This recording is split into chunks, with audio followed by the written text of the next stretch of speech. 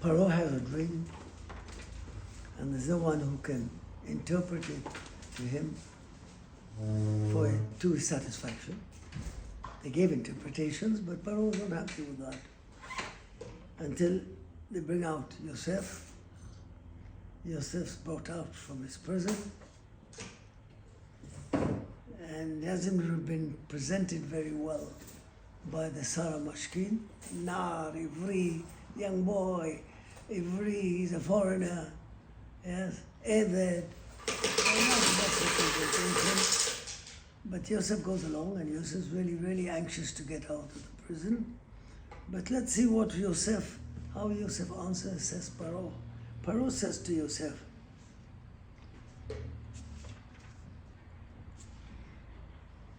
ויאמר פרעה אל יוסף, חלום חלמתי, ואין פותר אותו. I've dreamt a dream and nobody really is explaining it to me. ואני שמעתי, I heard about you, לאמור, תשמע חלום לפתור אותו. But you know how to interpret dreams. So, really, a person who's so anxious to get out of it, he really put himself trying to make himself important. You give a big CV. Normally when you go for a job, you find people, they give CV, they stepped into some place, they say, oh yeah, I'm from there. You know, they exaggerated everything. What does Yosef answer Paro? I think one of the worst answers, if you ask me. Wayan Yosef et Paro lemor, biladai. Really, I can't interpret dreams. Yeah, you can interpret dreams. She says, of course I can. No, I can't interpret dreams. Elohim Yahane Shalom Paro. God answer your dream, not me. Yeah, so it makes himself nothing.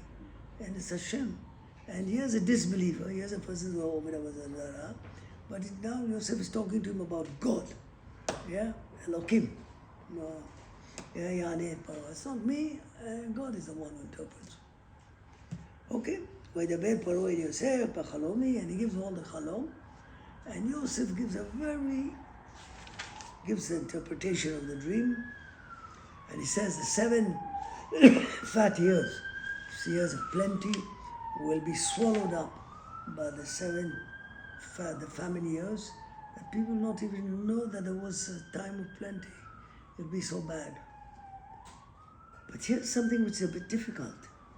Paro, so he's told an interpretation of the dream, and then Yosef goes on, Vali shanot chalom Paro. So what's the point of the 2 dreams? They seem to say the same thing.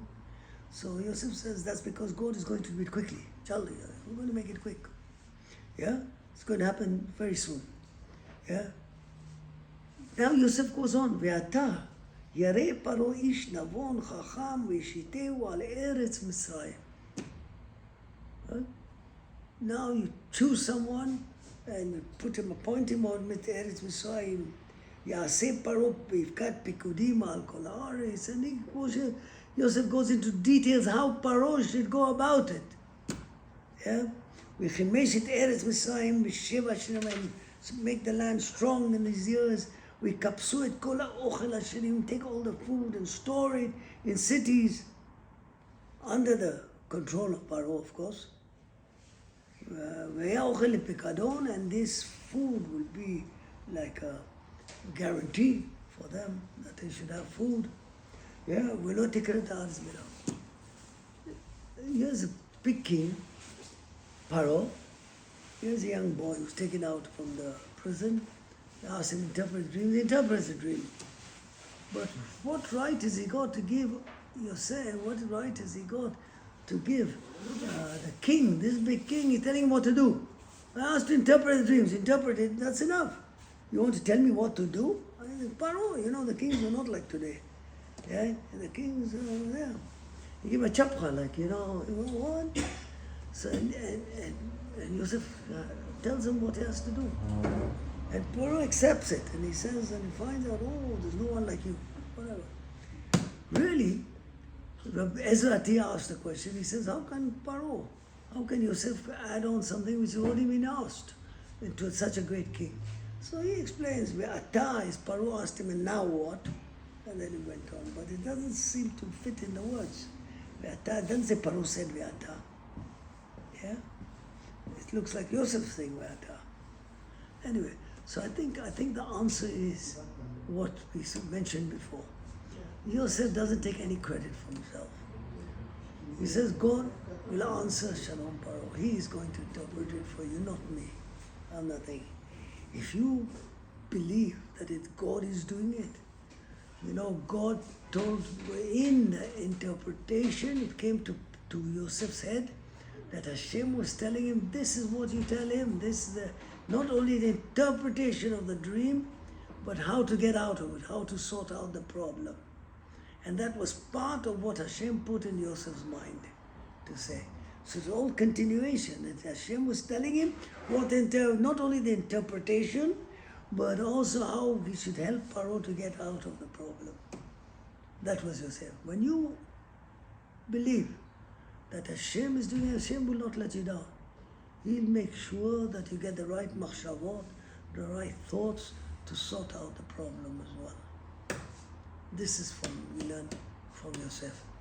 And Yosef, so Paro looks around and he says, you're quite right. Wow, what a Etzah, what a Bima. So where can you find such a man? And where can I trust such a man? Just think, if a person, he's a slave, foreigner, yes, and he comes up here, and in the same day, Paro gives over all authority and power to Yosef. How can it be? How can you trust such a man? He can turn on you. You don't even know him at all. But Paro understands, if there's fear of God in this man fears God, and he doesn't take credit for himself, he's a person you can trust. And that's what had happened. And I found many stories of people who were applying for jobs, and they went to interviews with many other jobs which many people were after. But they told them straight away, and they told them, but there's one condition I must tell you about, which he's being interviewed for the job. He wants to grab the job.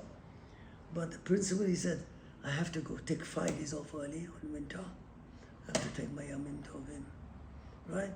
So really, everybody the others are not making any conditions. Who would you give the job to? They got the job. I know the story of someone in the community.